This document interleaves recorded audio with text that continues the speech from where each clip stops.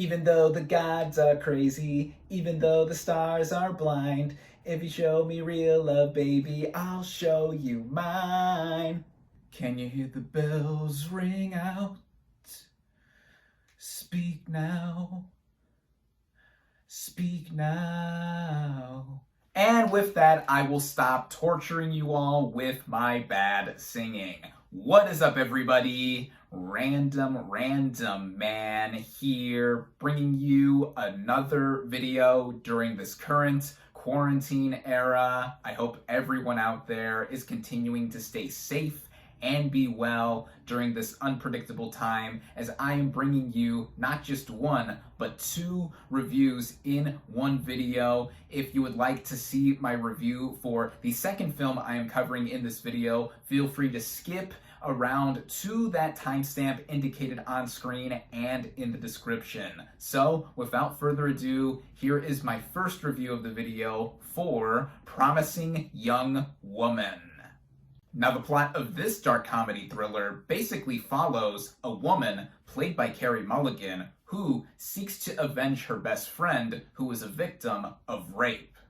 Going into this movie, I was moderately interested in it, with my intrigue increasing as of late, given the mostly positive reception that this movie has gotten and the awards buzz that has been parlayed to it with the current and ongoing awards season. This film premiered at last year's Sundance Film Festival to some buzz as well, and when I saw the first trailer for it, I got a bit of trashy vibes with it in terms of what the movie looked like it was trying to say just from a trailer. But I was still willing to give the movie the benefit of the doubt, especially since I saw this thing via a free virtual screener that I was supposed to have seen before Christmas, but the screening got delayed to the night before it would drop on PVOD to rent for $19.99 after its brief theatrical run that is still ongoing depending where you are.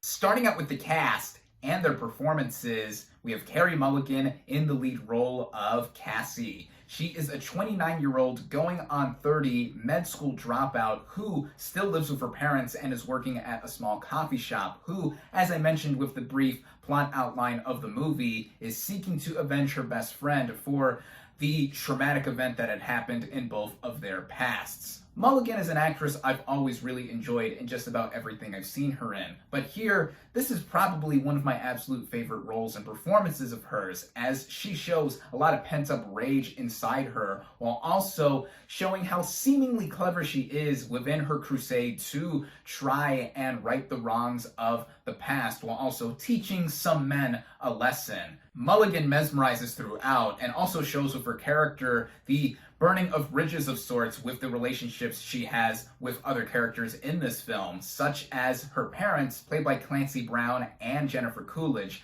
I think they're both very good here, and there's also her best friend who works at the coffee shop with her, played by Laverne Cox. I thought she was very funny here. Another notable member of the cast is Bo Burnham, who plays a former classmate of Cassie's who meets her again at this coffee shop she works at and tries to strike up a relationship with her. He plays one of those seemingly nice guy types who Mulligan's Cassie has been trying to scope out and really swindle in her spare time, and of course that causes some tension between the both of them. But I think that when we do see them together and the rapport that they are bringing up together, I think that they make for a nice couple. Burnham's performance on its own, I think, is a standout of the film as well, as he does try to exemplify that nice guy type role here, with some stumbling over his words here and there, and also just not knowing what to do half the time when he is talking with Cassie. So I thought that was really convincing there. And other people show up in this film too, such as Alison Brie, who is a former acquaintance of Cassie. Connie Britton plays the dean of the med school that Cassie used to attend. And there's other people here and there. Getting into the writing, and by extension the directing, by Emerald Fennell, this is not just a film written, directed, and produced by her, but it also serves as the feature directorial debut of the filmmaker, who's also an actress, by the way, but I haven't seen her in anything that I would know of. But seeing her as a first-time filmmaker behind the camera, what she does in crafting the story that on the surface seems like a tale of revenge, with the showing of relationships being in shambles in the background for this main character. But the movie makes it very clear not long after it initially opens that it is a very big commentary on current culture that women face. More specifically, it goes into the fear and realities that women may face on a day-to-day basis, and it's all unpredictable for them, as for anybody who might find themselves in a very unimaginable situation like Cassie's best friend was put into. And speaking of unpredictability, that is what this movie has in a lot of big strength here, as the film throughout it gives us an idea that we may know what might happen with our main character going through this personal crusade to try to avenge her best friend. But across it, there are little loops thrown in there, whether it is showing its dark comedy, or even with specific motivations and revelations of different characters Cassie comes across in this film. For that and more, I've seen quite a bit of comparison with Promising Young Woman to the likes of Get Out, and I think that with how both movies are very socially conscious with what they're trying to do with their plots and how twisty they are throughout, it is somewhat warranted in that way. But I also wouldn't completely compare these movies together, because it would do a disservice to what both filmmakers individually are trying to do in their own right. And with Emerald Fennell, both on paper and behind the camera, I think that she has a lot of ambition and a lot of assured focus with what she is trying to show here. And speaking of that, I think with how this movie is on a technical scale, the movie's color palette is very bright and vivid, giving us a sense of hues that would pop on screen. They look like candy or other sweets. And even in the way the movie is shot, I really dug a lot of the symmetrical lineups with certain scenes that we see, or just stagnant shots of characters. The music is another part of this movie that stands out, specifically the soundtrack that was compiled, as popular songs are used throughout that fit the look and feel of this movie. The film opens with a remix of Charlie XCX's Boys, and I find that to be a really catchy song, a song that everyone has been talking about that has been used in this movie is Stars Are Blind by Paris Hilton. I guess maybe because some people weren't aware of the music career that Paris Hilton had about a decade and a half ago. I certainly remembered it. I was in grade school when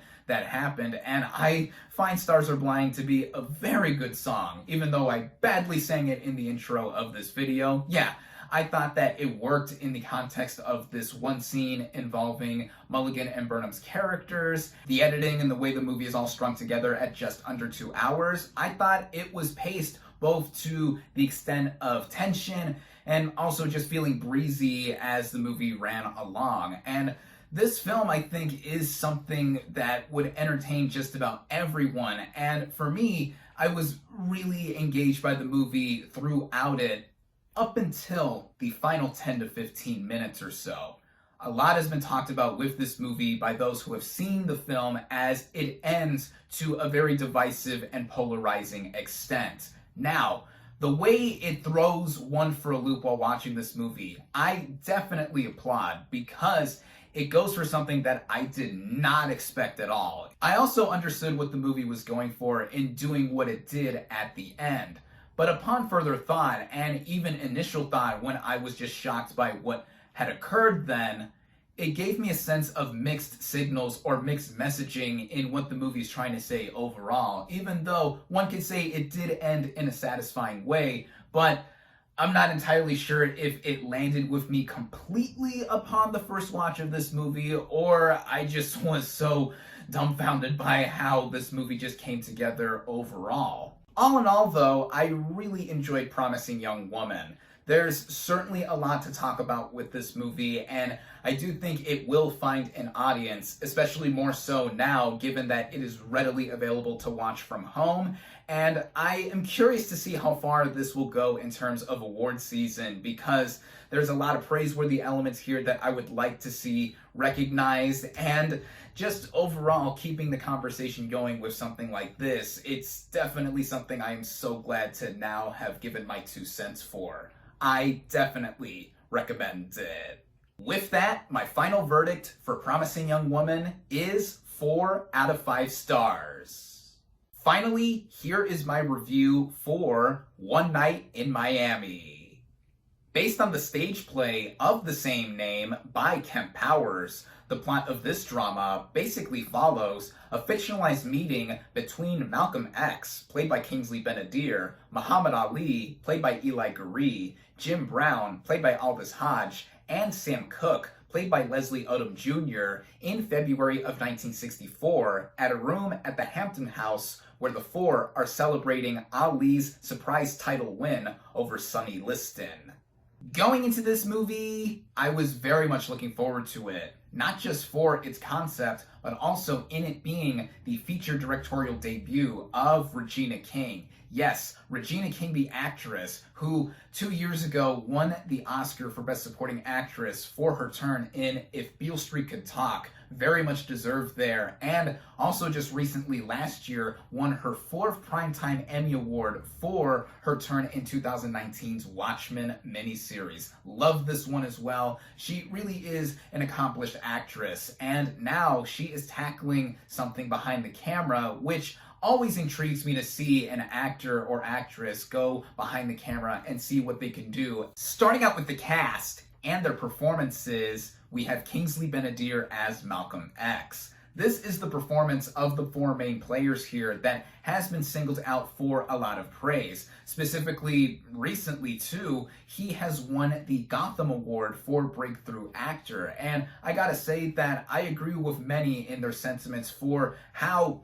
he made this interpretation of this real-life figure his own. Not just with his ideologies being very clear, but also in the mannerisms and interactions with all the other characters. Malcolm X was a figure who stood his ground and was firm in what he believed in real life. And I think that Benadir inflected it really well in this film, to the point that I really felt like, yeah, he was embodying the spirit of this historical figure. And with all the praises that me and others are giving to him, this isn't to say that I have discounted all the other performers here. Eli Garee, playing Muhammad Ali, or as he is known as through the majority of this film, Cassius Clay, he embodies the historical figure he is portraying as well. Just down to the look initially, he looks and sounds a lot like the real-life heavyweight boxing champion. And he gets his personality down too, with him saying he is the greatest. He has conquered the world of boxing at 22 years old. And just the way he is in slowly becoming a Muslim through the guidance and help of Malcolm X, we see a lot of that dichotomy portrayed on screen too. Garee, I thought, was great in himself. There's also Aldous Hodge playing Jim Brown, the football player turned actor here, who definitely has an imposing presence with his height. Hodge is one of those actors I've always enjoyed seeing in whatever he has popped up in, and that very much applies in this film as well. And then we have Leslie Odom Jr. as singer-songwriter Sam Cooke, who looks and sounds a lot like the real dude as well. And with his own character, he is expressing a lot of the frustrations he's having personally to how he is as a black musician trying to make it in an industry that, of course, still at this time was dominated by a lot of white artists. But he is trying to answer to no one and trying to make himself be someone who can be respected. And with all these characters respectively and how they are performed, that is a lot of what we see across this film, given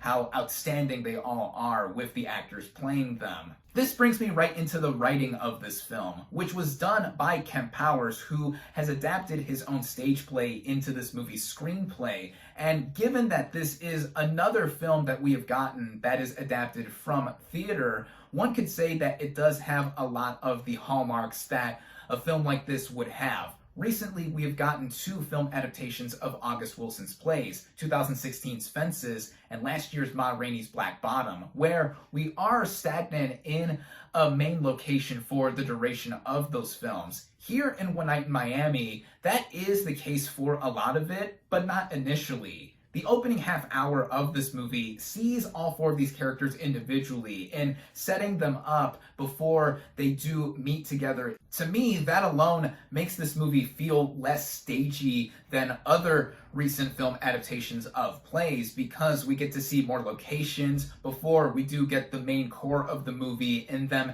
hanging out after Ali won the boxing title that the movie shows us. Once we do get there, and even before that, the movie makes it clear that, like these other films adapted from plays, it is very dialogue heavy, and it is driven by it to give us the conflict between certain characters arise. For example, there's quite a bit of antagonism between Sam Cooke and Malcolm X, and that takes up quite a bit of the movie, and seeing them face off and just express how they feel and just grilling into each other as well. In turn, that does make this movie at times feel like it is reinforcing something that we have seen time and time again before, whether it is with similar movies like this one dealing with racial issues, or even going into the same trappings of films based off of plays. But I think what mediates a lot of it is the direction by Regina King, in focusing a lot on these characters interacting with each other, and even seeing the looks on their faces as they are delivering lines of dialogue, or just the subtleties in their emotions.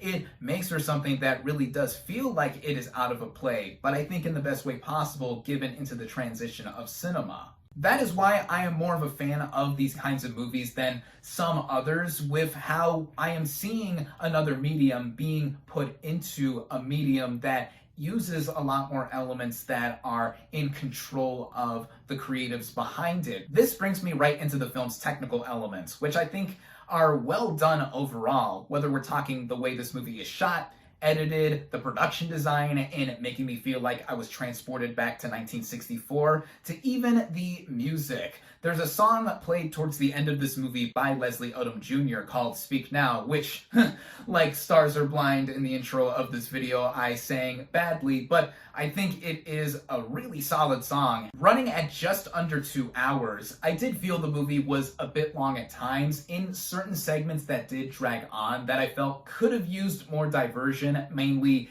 in the setting and what the characters are doing. But with how this film is overall, I really enjoyed it. Again, I felt like I was transported back in time to an era with an event that may or may not have happened in the exact way that the movie portrays. I mean, the film makes it very clear as it begins that it is inspired by true events. So obviously that has to be kept in mind when watching this drama, as it is historical fiction and not necessarily historical fact. But as I said, I was impressed by this effort all around, and now that it is available to watch on Amazon Prime Video, more audiences should be able to see it and hopefully appreciate what it was going for. I definitely recommend it. With that, my final verdict for One Night in Miami is 4 out of 5 stars. Thank you all, as always, for watching. Be sure to like this video, comment on what you thought of Promising Young Woman and One Night in Miami. Social media links in the description. Subscribe to my channel for more, and I'll catch you on the next movie review.